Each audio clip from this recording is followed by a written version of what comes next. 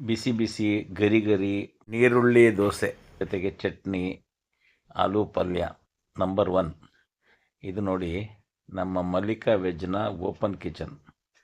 ಈಗ open kitchen ಬಗ್ಗೆ ಆರೋಗ್ಯ ಮಂತ್ರಿಗಳೇ ಹೇಳ್ತಿದ್ದಾರೆ. ನೀವು ಹೊರಗಡೆ ಏನೇನೆಲ್ಲ ಆಹಾರದ ಬಗ್ಗೆ ಬೋರ್ಡ್ ಹಾಕ್ತೀರಾ, ಅದೇ ರೀತಿ ನಿಮ್ಮ ಅಡುಗೆ ಮನೆ ತೋರಿಸುವಂಥದ್ದು ಬೋರ್ಡ್ಗಳನ್ನು ಹಾಕಿ ಅಂತ. ಇದು 2012ರಲ್ಲಿ ನಾವು ಮಲ್ಲಿಕಾ ವೆಜ್ ಪ್ರಾರಂಭ ಮಾಡಿದ್ವಿ. ಆವಾಗಲೇ ನಾವು ಓಪನ್ ಕಿಚನ್ ಮಾಡಿದೆ.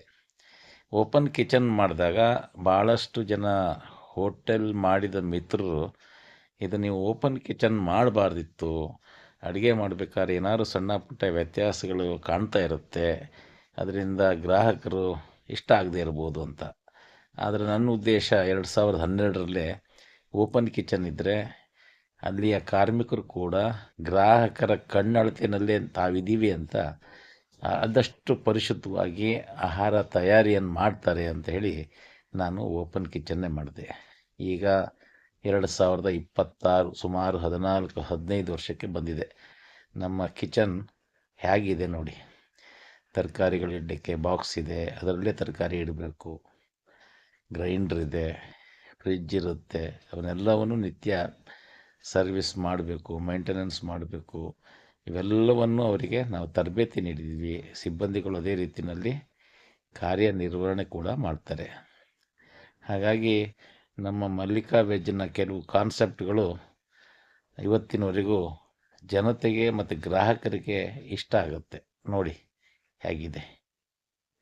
ಇದು ನಮ್ಮ ಮಲ್ಲಿಕಾ ವೆಜ್ನ ಕಿಚನ್. ಬಟ್ರೆ ಏನಿದು? ಆನಿಯನ್ ದೋಸೆ. ಆನಿಯನ್ ದೋಸೆ, ಹೌದು. ನೀರುಳ್ಳಿ ದೋಸೆ ಅಂತೀವಲ್ಲ, ಅದೇ ಟೈಪ್ ಅಲ್ಲ? ಅದೇ type. ನೀರುಳ್ಳಿ ದೋಸೆಗೆ ಜೊತೆಗೆ ಏನು ಕೊಡ್ತೀರಾ? ಅದಕ್ಕೆ ಆಲೂ ಪಲ್ಯ, ಚಟ್ನಿ ಹ್ಮ್ ಮತ್ತೆ ಸಾಂಬಾರ್ ಬೇಕಂದ್ರೆ ಕೊಡ್ತೀವಿ. ಹ್ಮ್ ಹ್ಮ್ ಹ್ಮ್.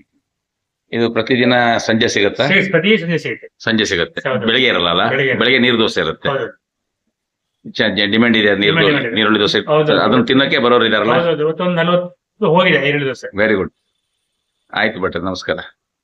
ನಮ್ಮ ಮಲ್ಲಿಕಾ ವೆಜ್ನ ಘಮಘಮಿಸುವ ಬಿಸಿ ಬಿಸಿ ಗರಿ ಗರಿ ನೀರುಳ್ಳಿ ದೋಸೆ, ಆಲೂ ಪಲ್ಯ ಮತ್ತು ಚಟ್ನಿ ಇಲ್ಲಿದೆ ನೋಡಿ.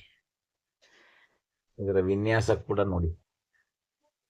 ದೋಸೆ, ಮಸಾಲೆ ದೋಸೆ, ಪ್ಲೇನ್ ದೋಸೆ, ಸೆಟ್ ದೋಸೆ, ಖಾಲಿ ದೋಸೆ, ಟೊಮೊಟೊ ದೋಸೆ, ಇವುಗಳ ಜೊತೆಗೆ ನೀರುಳ್ಳಿ ದೋಸೆ ಕೂಡ ಒಂದು ವಿಶೇಷ ದೋಸೆ. ನೀರುಳ್ಳಿ ದೋಸೆನಲ್ಲಿ ನೀರುಳ್ಳಿ ಇರೋದ್ರಿಂದ, ಹಸಿಮೆಣಸು ಇರೋದ್ರಿಂದ, ಮತ್ತು ಅದು ದೋಸೆ ಹಂಚ ಮೇಲೆ ರೋಸ್ಟ್ ಆದಾಗ ಅದರ ಪರಿಮಳವೇ ಬೇರೆ, ಅದರ ಅರೋಮನೆ ಬೇರೆ, ಅದರ ರುಚಿನೇ ಬೇರೆ. ಇದು ನೋಡಿ, ಈ ರೀತಿ ತಗೊಂಡು ತಿನ್ನಬೇಕು. ನಂಬರ್ 1.